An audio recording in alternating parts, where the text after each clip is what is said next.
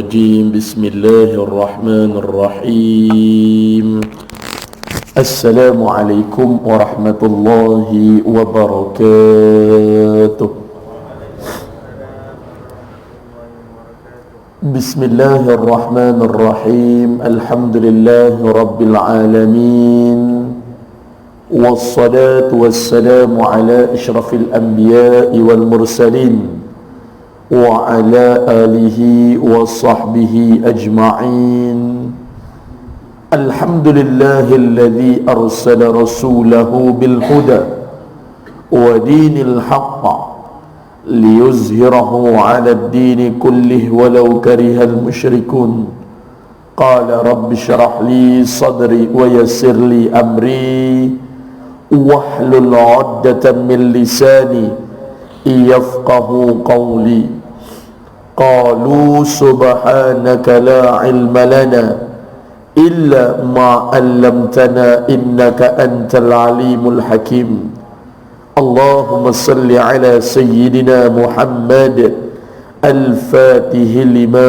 أغلق والخاتم لما سبق ناصر الحق بالحق والهادي إلى صراطك المستقيم وعلى آله وصحبه حق قدره ومقداره العظيم أما بعد Bismillahirrahmanirrahim. Alhamdulillah.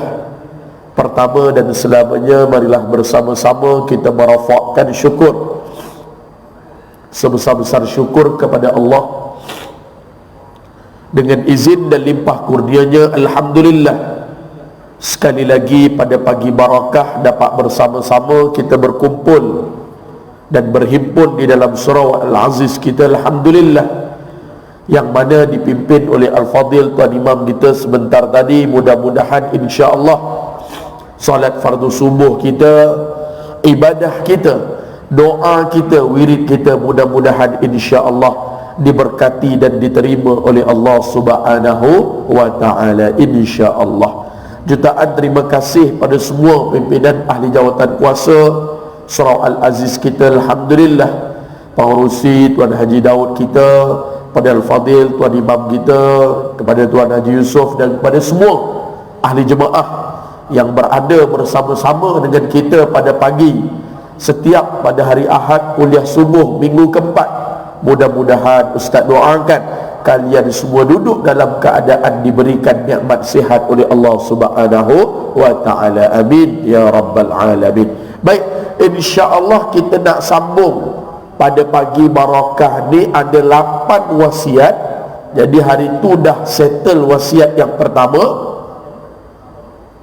dah selesai kupasan ataupun kita kata pencerahan wasiat yang pertama oleh seorang ulama besar, iaitulah kita katakan namanya sahibus sahamah al-alim al-allamah Khatil Asab, seorang ulama syekh namanya Khatil Asab, rahimahullahu taala, anak murid kepada seorang ulama besar, iaitulah Al-Bakhi rahimahullahu taala, nama ulama ni lah. Jadi kita nak sambung pada pagi ni faedah ataupun wasiat yang kedua. Hari tu kita settle dah wasiat yang pertama. Hari ni kita nak masuk wasiat yang kedua. Wasiat pertama hari tu dia kata apa? Iaitulah cukuplah sebaik-baik kubur itu tempat untuk kita duduk, sebaik-baik tempat untuk kita tinggal sebelum dibangkitkan di hadapan Allah Subhanahu wa taala. Tambah-tambah orang yang mati syahid, Nabi sebut dia punya kubur paling ringan. Orang yang mati syahid paling ringan, maksudnya kalau bahasa kita paling kelas cap ayam lah, paling orang kata, tapi kita tengok oi selesanya umpama. Iaitulah kubur bagi orang yang mati syahid, kata Nabi, seluas mata memandang ketika mana berada di satu tanah yang lapang. Luas kubur orang mati syahid. Tuan-tuan duduk satu padang pasir, suatu lapangan yang tak ada batu, tak ada pokok, tak ada semua benda lah. Bagi orang yang adat kata penglihatannya normal, kita letaklah masa kita umur 20 tahun ke 25 tahun dulu. Contoh, bukan rabun, bukan tak nampak sangat waktu kecil.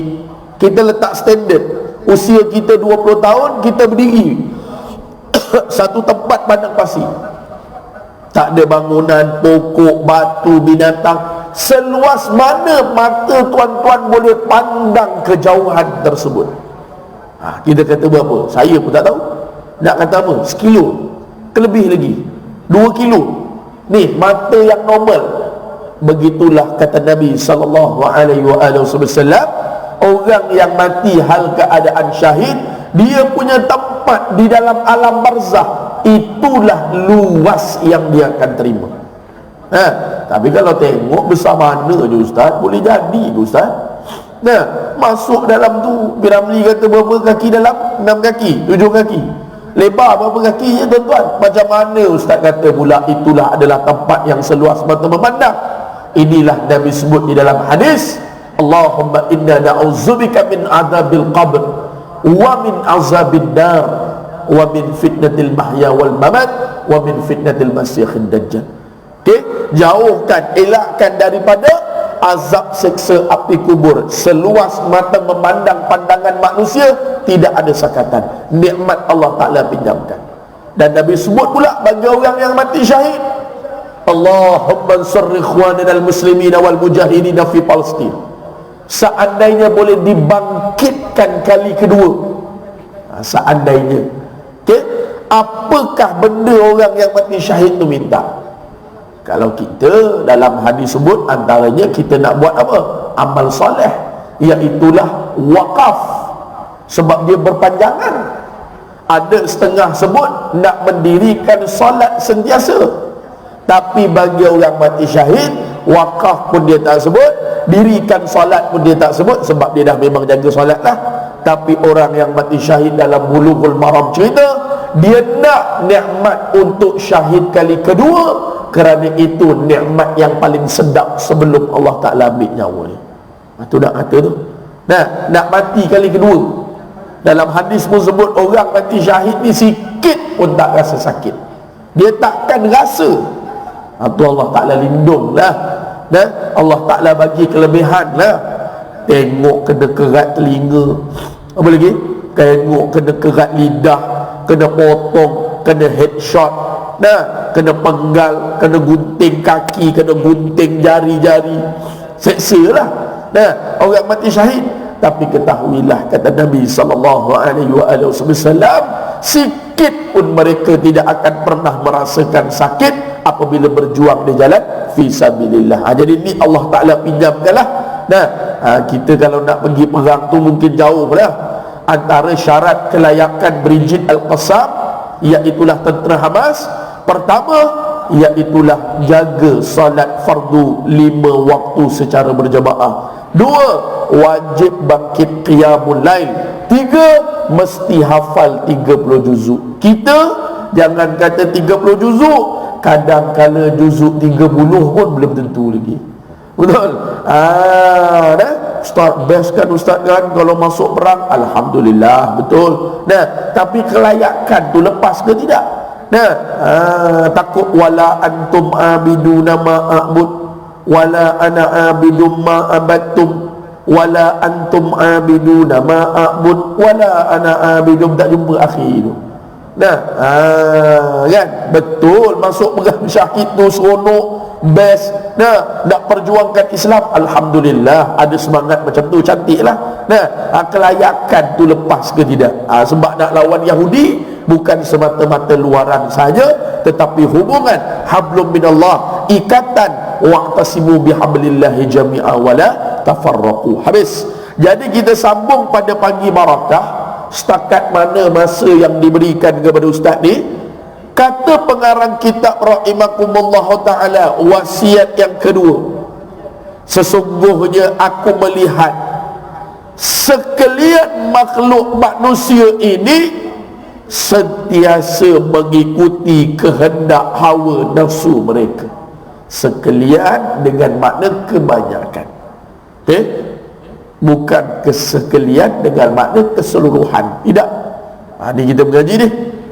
Kebanyakan pengarang kitab tengok manusia-manusia kita betul, mengikuti kehendak hawa nafsu mereka. Betul tak? Kadang-kadang cara bercakap kita, kadang-kadang cara tingkah laku kita, kadang-kadang adab kita, kadang-kadang di waktu kita hadir salat berjemaah, kadang-kadang waktu kita berada dalam majlis ilmu. Ini dia. Dan dalam hidup kita ni tuan-tuan yang dirahmati oleh Allah, Nabi sebut apa? Kebanyakan daripada kita mengikut kehendak hawa nafsu. Sebab tu Nabi ajarkan antara doanya baca supaya nafsu kita jangan berbolak balik. Ya muqallibal qulub, sabbit qalbi ala dinik wa ala ta'atik. Biar kekal duduk. Ni nafsu ni tuan-tuan, kejap berbolak balik, kejap macam ni, kejap macam tu, 70 kali. Dalam kitab Hidayatus Salikin karangan Asy-Syaikh Samad Al-Palembang sebut. Nah, ambil daripada hadis Nabi 70 kali. Bolak balik. Mula macam ni, mula macam ni. Nah, mula kata, betul ustaz. Nah, orang Israel ni datang mula-mula minta bantuan kepada Palestin. Palestin susu, makin lama makin besar pula, dia tekam dia kawan tu pula. Nampak? Mula-mula ustaz, insya-Allah ustaz, kita akan nyatakan sokongan walaupun kita tak supply, walaupun kita tak hantar ustaz, tapi biar dululah. Nah, ustaz, kita doa lah ustaz. Lepas tu dah habis cerita, tak payah doa dah, biarlah. Nah, pandai-pandai diorang lah. Hati-hati kehendak hawa nafsu kita. Nah, hari ni kita tengok merata-rata tempat, alhamdulillah, kebanyakan daripada rakyat kita mula buka mata dah. Nah, saya baru ni bertugas dekat KL, Masjid Khutbah Jumaat, nak balik tu jalan sepenuh-penuh duta US tu. Orang berarak dengan bendera Palestin dan sebagainya. Nah, tak apalah. Ada orang kata, alah, nah, bukannya boleh buat apa pun. Ni silap kita. Nah, boleh buat apa, tak boleh buat apa, jadi ke tak jadi ke, berjaya ke tak berjaya ke, itu bukan urusan campur tangan kita. Kena faham tu. Alah, ada dah berapa lama dah bantah. Betul apa? Demonstrasi tak habis-habis lah ustaz. Bagi saya lah ustaz, buat masa lah ustaz. Lebih baik kita tambahkan ilmu je ustaz. Betul, dia bukan semua sama tuan-tuan.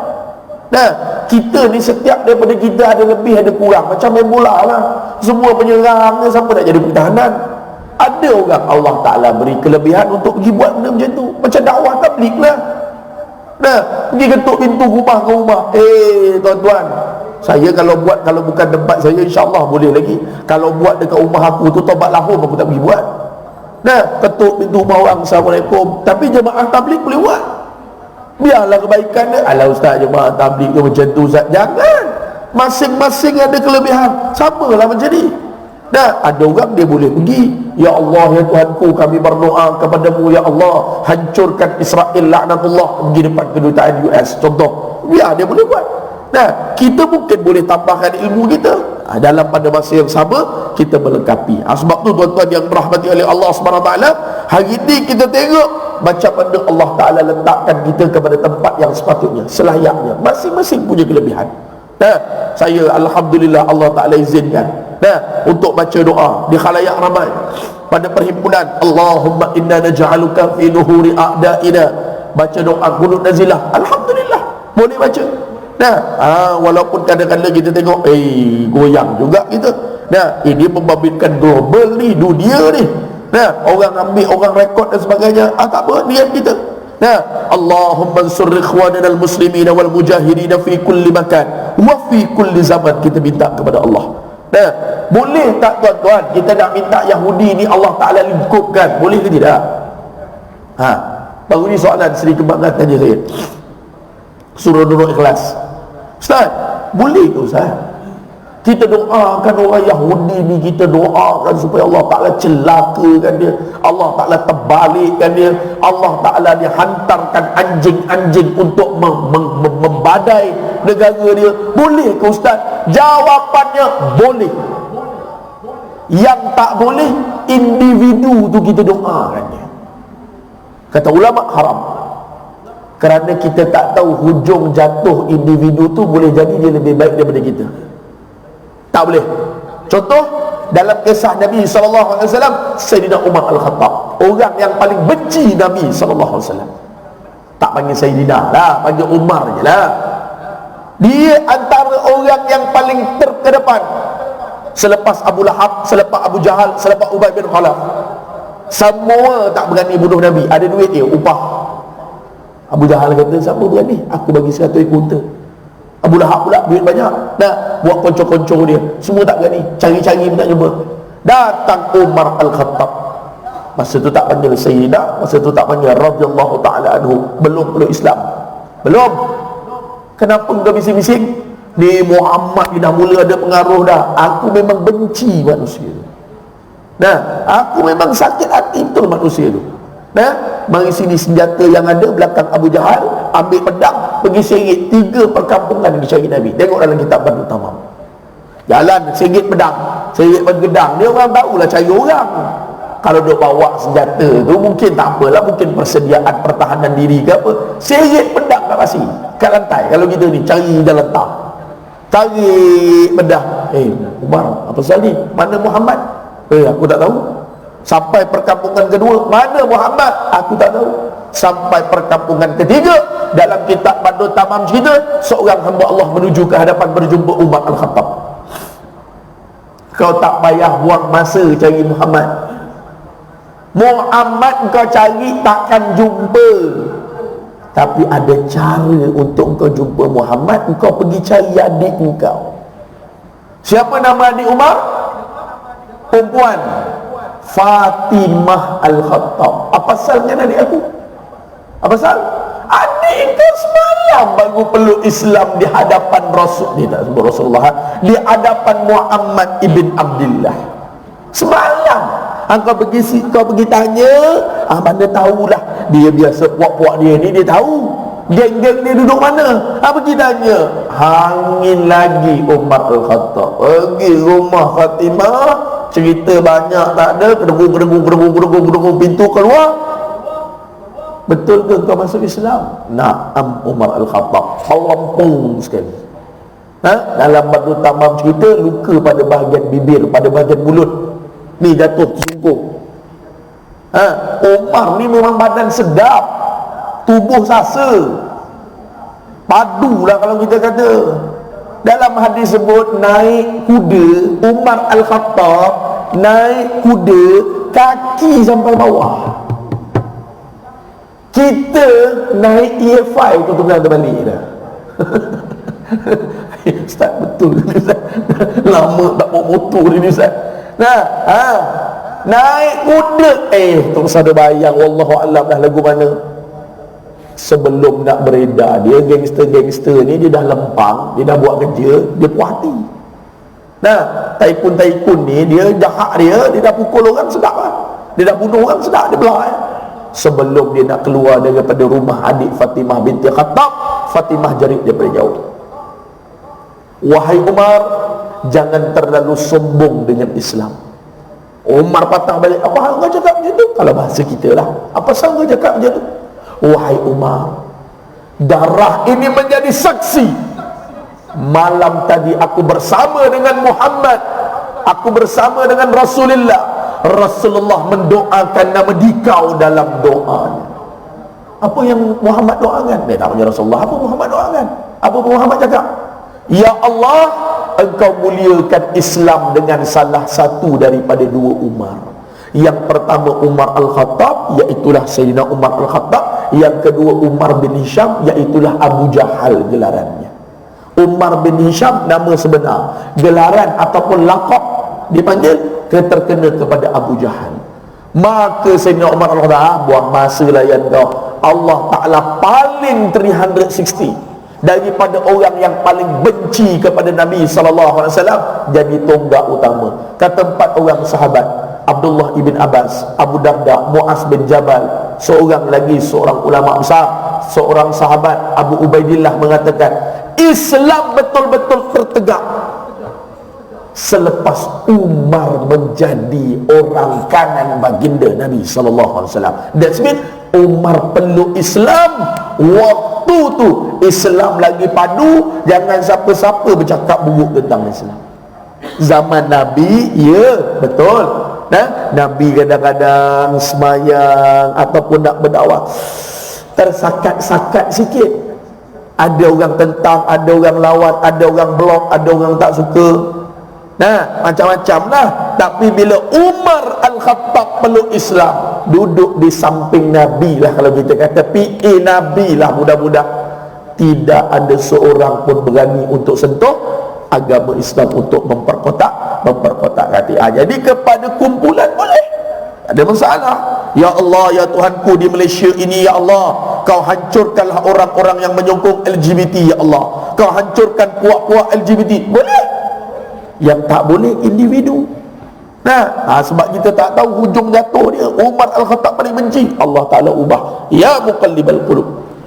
Hawa nafsu dia, jiwa dia, kalbu dia, hati dia, Allah Ta'ala bersihkan.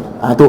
Dan bersegera menunaikan apa jua kehendaknya, kehendak hawa nafsu. Cuba. Kalau kita hari ni apa dia, tuan-tuan yang rahmati oleh Allah, cuba untuk puaskan, cari harta, cari dunia, cari pangkat, khianat orang, zalim orang, tak kira dah, tak janji khianat tu pergi pukul dia. Zalim tu tak semestinya pergi kita katakan bunuh dia. Berapa ramai dalam sektor pekerjaan orang khianat, tikam kawan ni, akhirnya kawan ni sampai difitnah, zalim kawan ni sampai dia tak buat, kena pindah kerja. Waktu ada kuasa pergi khianat orang, kata dia ni bagian-bagian, tak boleh macam ni, sekat apa yang dia nak buat, dakwah dia, penyampaian dia. Hari ni tuan-tuan yang berahmati Allah, zalim khianat tak syarat dibunuh, tak syarat menyakiti tubuh badan, tapi dia buat secara halus. Lalu aku memikirkan, kata khatib, seperti di dalam firman Allah Subhanahu wa ta'ala yang berbunyi, wa amma man khafa maqama rabbih wa nahan nafsa 'anil hawa, surah An-Nazi'at, fa innal jannata hiyal ma'wa. Ayat 40 41. Apa kata Khatib Al-Asim? Dan ada pun orang yang takut akan berdiri di hadapan Tuhan. Takut tak takut, besok kita akan duduk di hadapan Allah Azza wa Jalla. Tak usah risau. Janji daripada Allah, al-yawma nakhtimu ala afwahihim wa tukallimuna aydihim. ID ni tangan, yad. Kita akan dibangkitkan di hadapan Allah. Di saat Allah Ta'ala bagi kekuatan, apa kita boleh bantu? Tengok hari ni semalam, sampai rumah sakit, hospital, habis runtuh. Allahumma salli ala Sayyidina Muhammad. Dah tak ada ini kalilah. Kalau tengok tuan-tuan, betul-betul dia nak bagi total loss betul bumi Gaza. Kalau tengok satu sudut tuan-tuan, betul-betul dia mau kasih hancur kali ni kau-kau. Tapi dia jangan lupa pertolongan Allah Ta'ala tu lebih berkuasa. Seperti mana tentera Abraha nak robohkan Baitullah, Allah Subhanahu wa ta'ala hantarkan burung ababil boleh pegang batu daripada api neraka. Dalam hadis sebut tak ada mana-mana makhluk boleh pegang batu daripada api neraka Allah. Kering air laut kalau batu serpihan daripada api neraka Allah turun. Tapi jangan kita sangka tuan-tuan, ini semua percaturan daripada Allah Subhanahu wa ta'ala. Ni UK pula ni semalam saya tengok satu kontainer besar sampai di perairan untuk hantar masuk Israel senjata. Wallahualam lah, roket ke nuklear ke bom ke apa benda ke, satu turun sampai. Orang US pun sama lah. Menteri dia pun, presiden dia pun, Allahumma salli ala Sayyidina Muhammad, Tengok Palestin tu duduk terkontang kanting kat situ. Tu ada satu karikatur tu, dia buat satu gambar lah. Ni meja makan tuan-tuan, kita katalah meja makan bulat, kita pergi dekat orang kahwin dewan tu, meja makan bulat ni, tapi gambar karikatur dia lukis. Ada orang tengah bongkok macam kita nak sujud lah, tapi bukan sujud, bongkok. Atas belakang badan dia tu duk tanggung meja ni. Adalah 6 orang, 1, 2, 3, 4, 5, 6. Okey, tapi gambar karikatur tu dia tulis yang ni Bahrain, yang ni Jordan, yang ni Arab Saudi, yang ni Turki, yang ni macam 6 orang ada. Atas daripada meja makan tu dia lukis gambar Israel. Orang Israel tengah minum, tengah jual beli, tengah seronok-seronok. Dia tulis caption, highlight dia. Apa yang anda nampak dan baca daripada gambar ni? Kalau tuan-tuan lah tengok, apa benda tuan-tuan? Tu duduk 6 orang ni atas belakang kita ni, tapi kita duduk bawah lah. Atas daripada belakang kita itu tadi tu, pakat-pakat teluk Arab ni, Jordan, Turki, Arab Saudi, Bahrain, Qatar, segala lah. Nak keliling Palestin ni. Sedang duduk, tapi atas tu ada meja, dia orang tengah minum. Israel lah gambar. Highlight dia tulis tajuk dia. Headline dia. Apa yang kalian nampak dengan gambar ni? Saya pun pergi dekat komen. Saya tengok dekat komen, Israel Palestin memang ditindas, Israel pijak betul-betul. Okey, betul lah juga. Komen satu lagi. Mula-mula datang kita katakan minta bantuan, tapi akhirnya dia pijaknya. Macam-macam lah. Tapi ada satu komen tu saya tertarik. Dia kata apa tuan-tuan? Kalau 6 orang ni muafakat, 6 negara je lah orang tu dalam gambar tu lah. 6 negara ni, ataupun orang panggil teluk yang paling rapat dengan Palestin ni lah. Ataupun 6 orang ni pakat. Kita bangun lah. 1, 2, 3. Yang A cuit B, B cuit C, C cuit D. Kita bangun lah, jom lah. Dah berapa lama kita tidur ni? Dah berapa lama kita bongkok ni? Dah berapa lama kita tanggung ni? Satu contoh lah. 1, 2, 3. Terbalik dah kita katakan orang-orang Israel. Isu dia sekarang ni berpecah. Isu dia sekarang ni kita tak bersatu. Bukan dia kuat, tetapi kita berpecah. Seperti mana yang berlaku hari ni tuan-tuan. Tuan-tuan buka YouTube, tuan-tuan cek. Wallahualam lah, orang Malaysia kita sendiri ke, orang luar ke, dia translate, Google Translate ke, wallahualam. Tuan-tuan buka YouTube, tuan-tuan pergi bahagian cerita Palestin Israel, tulisan tu tulisan orang Melayu, tapi nama tu nama non-Muslim. Tuan-tuan cek balik lagi. Kalau orang Palestin kena bom kata mati syahid, kalau orang Palestin pergi tembak orang tu nak kata apa pula? Ni puak-puak kapi ni tuan-tuan. Buka. Saya buka tengok satu komen-komen di YouTube. Tuan-tuan tengok video-video klip kan, budak-budak kena bom lah. Lepas tu kalau tak reti jangan jawab, tak reti jangan tulis. Kapten Komander Tentera Hamas Abu Ubaidillah sebut, dan juga Muhammad Dhaif sebut, sekiranya kami tawan, kami masuk, kami bagi 2 jaminan. Kanak-kanak dan orang perempuan kami takkan usik, kami takkan sama sekali menyakiti.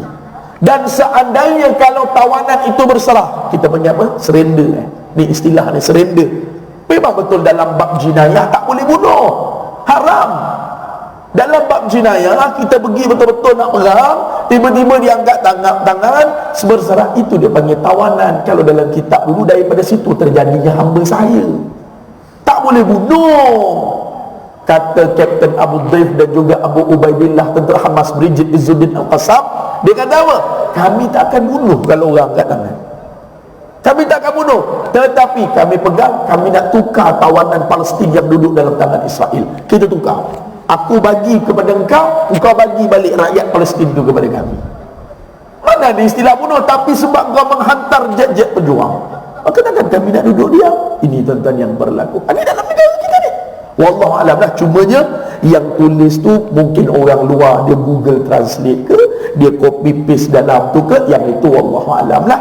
Tapi dah mula ada suara. Tuan-tuan tengok satu-satu dekat YouTube, komen dekat YouTube tu, Allahumma salli ala sayyidina Muhammad. Cuma tak tahulah adakah rakyat kita ke ataupun orang luar ke yang Google Translate copy paste dekat situ ke, wallahu alam. Sebab tu tuan-tuan, ini bukan kerja main-main tuan-tuan. Sensitivity ni mesti mau ada. Kata Buya Hamka, agama kamu dipijak, agama kamu dicabul, agama kamu dicaci, kamu langsung tak ada apa-apa respon kalau bahasa moden. Tapi Buya Hamka sebut tak begitu. Buya Hamka kata kamu diam, kamu bacul. Kata Buya Hamka, gantikan pakaian pada tubuh kamu dengan kain kapan. Maksudnya straight to the point. Orang cakap apa-apa, orang buat sokongan apa-apa, entah apalah ustaz, dah berapa lama dah ustaz, biarlah ustaz, janji kita boleh makan, janji kita boleh minum kat sini ustaz, okeylah ustaz. Ni terkena kepada perkataan Buya Hamka. Tak mampu untuk kita berdoa, wakaf. Tak mampu untuk wakaf, nyatakan sokongan. Dalam kita kata media masa kita, save Palestin, ya Allah tolong bantu umat Islam, apa yang kita mampu. Maka tuan-tuan yang dirahmati oleh Allah, ingat pesan saya, Allah Ta'ala tak nyatakan tuan-tuan berjaya ke tidak. Allah Ta'ala tak nyata. Saya datang ceramah tuan-tuan, ada yang tak faham. Contoh, bukan tujuan saya bagi faham Allah. Tak, ustaz berdakwah dekat dia tu ustaz, berpuluh-puluh tahun dah ustaz, tak payahlah ustaz. Bukan dia berubah pun, bukan dia dengar apa cakap ustaz. Biarkan itu urusan dia dengan Allah SWT. Sama ketika mana Nabi Allah Ibrahim AS dibakar oleh Raja Namrud, 40 hari duduk di dalam api yang cukup besar. Namrud tunggu satu hari demi satu hari, ingat mati dah Ibrahim AS. Datang burung berkicauan mengambil menggunakan paruh dia. Dalam surah Ibrahim cerita, ambil menggunakan paruh ataupun sayap ataupun apalah, ikutlah, dibawa, setitik jatuh. Datang burung yang kedua bertanyakan, ini kerja tak ada manfaat, apa kau ingat dengan setitik air mampu untuk memadamkan api? Jawab burung tersebut kepada burung yang kedua, itu bukan urusan aku. Besok Allah Ta'ala tanya, apa yang kau nampak kepada Khalilullah, kekasih Allah, Nabi Allah? Maka aku besok boleh berhujah di hadapan Allah, ya Allah, saya dah mampu buat ini semampu saya. Maka sebab tu tuan-tuan yang dirahmati oleh Allah, kita buat, apa jadi apa tak jadi serah kepada Allah Subhanahu wa Ta'ala. Dan ada pun orang yang takut, wa amma man khafa maqama rabbi, ada pun orang yang takut akan berdiri di hadapan Tuhannya dan menahan nafsu daripada kehendak-kehendaknya, maka orang itu akan dijadikan baginya syurga itu sebagai tempat tinggal. Bukan menahan nafsu ni dengan makna buang nafsu, jangan. Menahan nafsu dengan makna tahu. Nafsu pun kalau kita mengaji, banyaknya nafsu buruk, tapi nafsu baik ada. Ya ayyatuhan nafsul mutmainnah, ada nafsu baik. Nampak? Bukan menahan tu dengan makna kita ni tadi, Allahumma salli ala sayyidina Muhammad, buang nafsu, jangan. Maksudnya kita tahu. Nabi makan banyak di saat Nabi dijemput, ada walimah, ada majlis. Dan satu lagi, Nabi makan banyak ketika tetamu datang. Kita jangan kata tetamu datang segala macam kita belasah, betul tak? Jangan cakap orang lah ustaz lah, dulu masa mengaji dulu makan sikit, belajar banyak, ngaji banyak. Kadang-kadang nak makan tu tak sempat, sikit je tuan-tuan makan dulu, kurus ustaz dulu. Tuan-tuan tengok gambar lama. Sekarang semenjak jadi penceramah, sikit-sikit makan, sikit-sikit makan. Betul tuan-tuan. Ya Allah, Ya Rabbi, Ya Karim. Nampak? Jadi kita cuba mengawal kehendak hawa nafsu kita, terutama kepada perkara-perkara yang membawa kepada lagha. Daripada fikiranku terdapat terhadap ayat ini, maka timbul satu keyakinan, terbit satu keyakinan di dalam hatiku bahawa Al-Quran itu adalah sebenar-benar kitab. Bukan dia nak kata sekarang ni baru dia percaya, tak. Maksudnya jadi jelas lagi yakin, dan nafsu itu mesti dimusuhi, maksudnya mesti dijauhi. Lalu aku pun menjadikannya sebagai musuh dan aku berjuang menentangnya. Ni siapa dia nak mati tuan-tuan dalam medan perang? Siapa dia? Kalau betul-betul tak ada jiwa. Kalau betul-betul kita kata Allahumma salli ala sayyidina Muhammad, bukan datang daripada hati kita. Ya Allah ya Rabbi ya Karim. Sebab tu kita berjuang, kita meninggikan agama Allah, kita mengangkatkan agama Allah, kita bersolidariti. Tuan-tuan kena ingat, seandainya Allah Ta'ala izin, Allah Ta'ala beri kepada kita untuk berjuang, dua je tempat kita. Kalau dalam konteks kenegaraan kita, kita tak adalah perang syahid. Tapi tuan-tuan kena ingat, kalau Allah Ta'ala takdirkan di masa akan datang, dua sahaja tempat kita. Yang pertama, orang yang pergi masuk dalam medan perang, dia tidak ada istilah kalah. Yang pertama dia menang, alhamdulillah, dapat harta ghanimah, rampasan, kemudian diberi kepada ulil amri. Yang kedua tuan-tuan yang rahmati oleh Allah SWT, orang tu mati syahid, dia tak ada istilah kalah. Tapi orang kafir, Yahudi, Nasrani, dia masuk medan perang, dia nak balik. Tapi bagi manusia, orang yang ada jiwa, orang ada nisbah berjuang, tuan-tuan yang rahmati oleh Allah, dia masuk dalam medan perang, dia mempertahankan tanah air dia, dua sahaja kedudukan dia. Dan aku berjuang menentangnya, menentang hawa nafsu, dan aku tidak memanjakannya. Tak turutlah.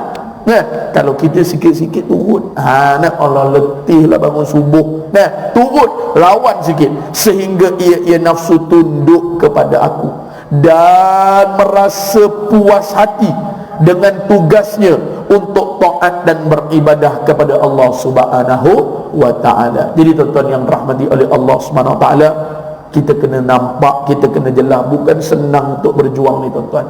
Berjuang untuk tinggikan tanah air kita, berjuang untuk bangunkan masyarakat kita, berjuang untuk menaikkan, kita kata, amal ibadah daripada dalam suasana rumah tangga kita. Kalau tak kena cara tuan-tuan yang rahmati oleh Allah, ini yang berlaku. Ulama-ulama sebut dah, untuk berjuang atas jalan fi sabilillah, kena ada ilmu dulu nombor satu. Bukan sewenang-wenangnya kita buat ibadat sampai tak ada ilmu. Berapa ramai hari ni solat, berapa ramai hari ni masuk ibadah, kadang-kala terlepas pandang, kadang-kala tersilap. Berapa ramai yang baca tahiyat kurang tepat, berapa ramai yang sebut Fatihah, baca Al-Fatihah. Berapa ramai tuan-tuan hukum hakam tak erti. Baru ni saya ada tegur seorang hamba Allah, perempuan, baru kematian suami. Saya tegurlah baik-baik. Saya kata isteri, kalau boleh, dah bermula iddah tadi. Saya guna istilah kalau boleh tu sebab berjumpa dekat tanah kubur. Jadi saya tak nak secara umum lah. Tak nak memberitahu secara takut-takut dia terkejut. Maknanya selepas akak meninggal dunia, akak tak boleh datang kubur dah. Saya tegur gitu pelan-pelan. Dah bermula iddah akak 4 bulan 10 hari. Kecuali tak ada orang yang sepatutnya. Tapi saya tengok anak akak ada, adik-beradik arwah ada. Ustaz, maknanya tak boleh ke Ustaz? Ada orang lain yang sampaikan kepada saya. Bukan akak tu yang cakap, mungkin family dia lah, wallahualam, saya pun tak tahu siapa. Alah Ustaz tu takkanlah nak tengok arwah kali terakhir pun tak boleh. Nampak? Bila kita tegur, bila kita sampai dah bermula dah wafat 4 bulan 10 hari, kecuali memang tak ada siapa-siapa kan. Orang tanah kubur tu pun tak tahu nak bagi apa, sijil ke apa ke, sijil kematian ke, tak tahu tanah kubur tu dekat mana, tak boleh nak rujuk balik ke. Ini semua anak, ada menantu, ada adik-beradik arwah, maksudnya abang ipar dia ke, adik ipar dia ke. Saya tegur begitu. Adalah orang yang mengikut hawa nafsu ni. Mari sampai Ustaz, tadi ada orang Ustaz tu dia cakap dengan Ustaz balik, takkanlah nak tengok suami sendiri kali terakhir pun tak boleh. 4 bulan 10 hari tu lepas ni lah kita buatnya, bukan kata kita tak buat pun. Nampak? Bila kita tegur, kalau benda tu ada keringanan, ada rukhsah, kita sebut tak boleh. kecuali terkepit. Mana memang nak pergi cari rezeki, mana nak pergi beli bahan makanan memang dah habis dan tak boleh diwakilkan lagi dah. Itu dia. Nah, mana nak keluar, rumah terbakar. Mana nak keluar, nak pergi tahlil. Mak mertua jemput, suami baru meninggal seminggu. Mah, oh mah, kau datanglah rumah mak ni, ada tahlil ni malam ni, ikut pergi. Sedangkan benda tu adalah sudah bermula, namanya iddah wafat 4 bulan 10 hari. Mati je saat minit itu tadi, sudah bermula iddah wafat bagi orang perempuan 4 bulan 10 hari. Ini jangan bermudah-mudah. Nah, kecuali macam Ustaz cakap tadi lah. Nah, Ustaz, pihak polis memang panggil isteri arwah untuk pergi. Tak ada waris mana-mana ni. Ustaz, pihak hospital dah sampai dah ni, nak ke bumi, nak turun jenazah, ada nak minta tanda tangan. Itu lain. Ini anak ada, abang ipar, adik ipar, keluarga si mati ada, tetapi isteri tadi keluar daripada rumah sedah bermula 4 bulan 10 hari. Jawab besok di hadapan Allah Subhanahu wa ta'ala. Sebab apa? Sebab dia nak puaskan hati dia. Nah, ini dalam kita sebut.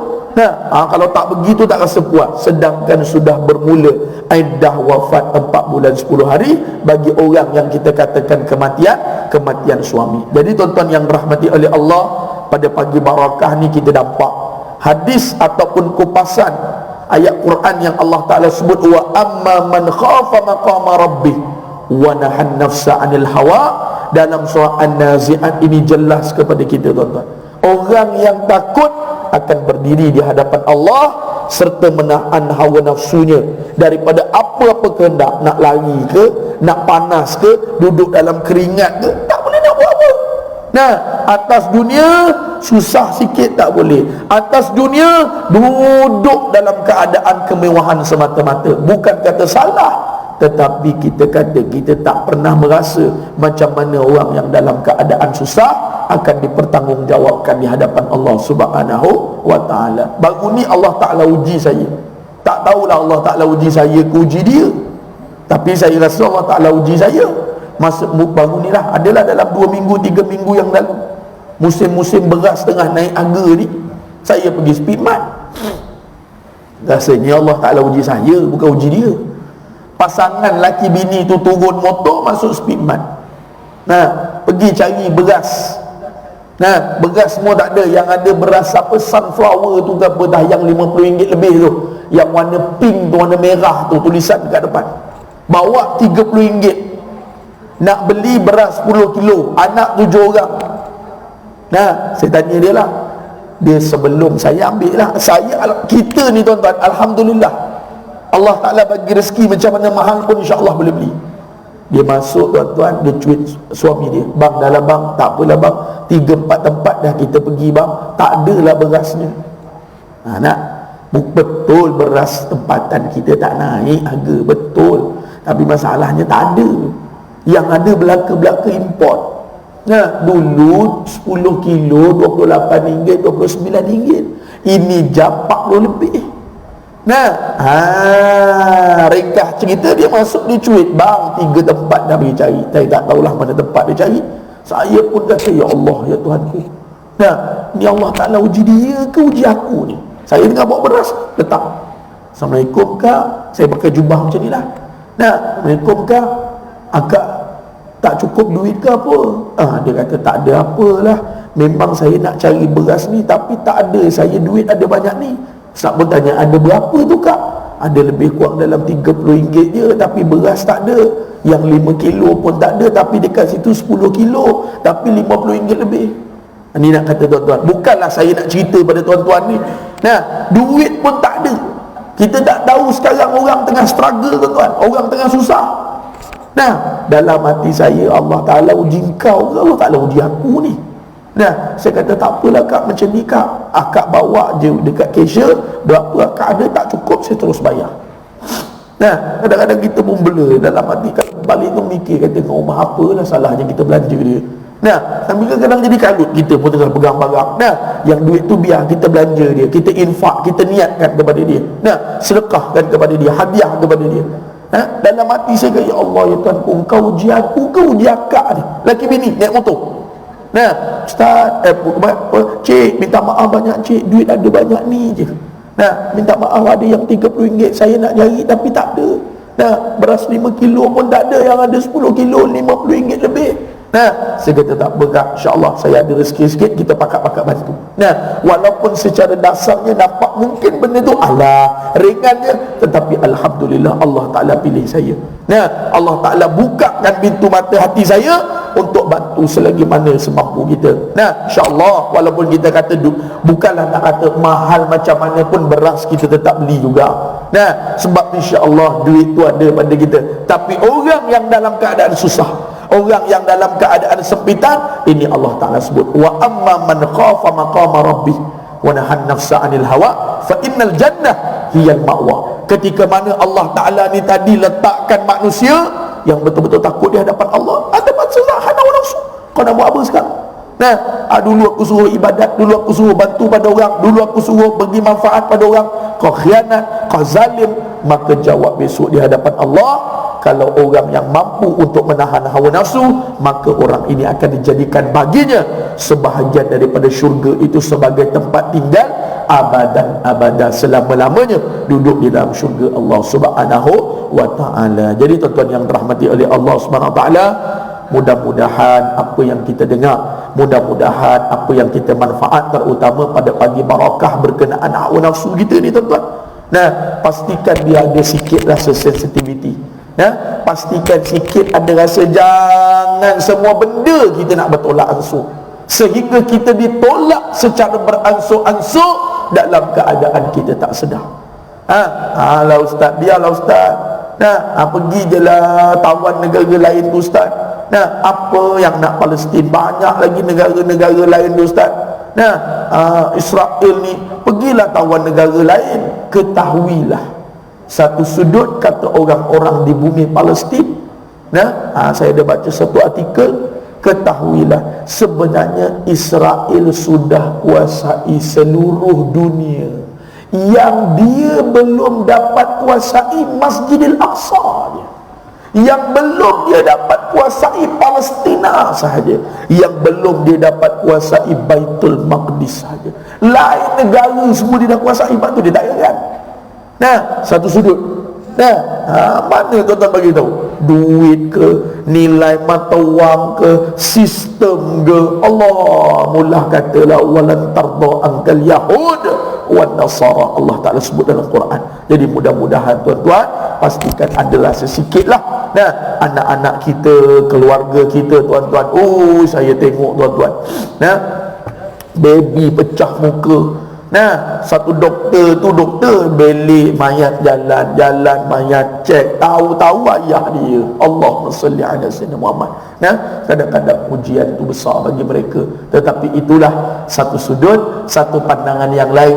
Allah Ta'ala sedang mengurniakan berpuluh-puluh juta ribu kebaikan kepada orang yang memperjuangkan di bumi Palestin, berjuang di Masjid Al-Aqsa. Mudah-mudahan Allah Ta'ala selamatkan, mudah-mudahan Allah Ta'ala peliharakan, dan yang paling penting mudah-mudahan Allah Ta'ala beri kemenangan kepada orang-orang Islam, saudara-saudara, sahabat-sahabat, pejuang-pejuang di bumi Palestin. Dan saya yakin kezaliman ataupun kita katakan keburukan, ataupun kita katakan kemaksiatan tidak akan ada dalam sejarah berakhir dengan kemenangan.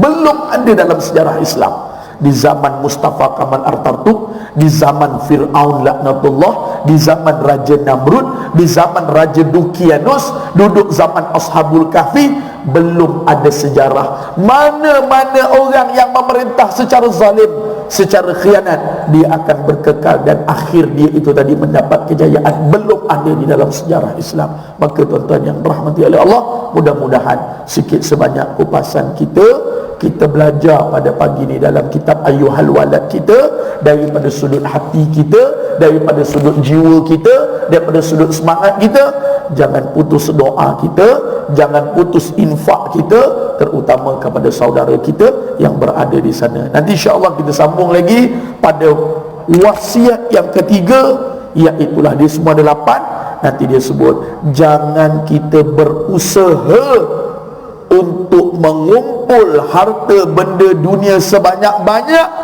sehingga sampai lalai kepada negeri akhirat. Ini dia. Dia nak sebut ma indakum yanfad wa ma indallahi baqa. Allah Taala sebut dalam surah An-Nahl. Jangan sampai kumpul cari semayang, tutup aurat, adab, semua ditinggalkan. Hati-hati tuan-tuan yang dirahmati Allah. Nanti insya-Allah kita masuk pada sesi akan datang kuliah kita yang berikutnya pada wasiat yang ketiga. Mudah-mudahan Allah Ta'ala beri kebaikan kepada kita dunia dan akhirat. Jadi mohon maaf banyak-banyak kalau ada terkasar bahasa, tersilap bicara, terlancar lidah. InsyaAllah nanti kita jumpa lagi pada kuliah-kuliah yang akan datang. 17 dah.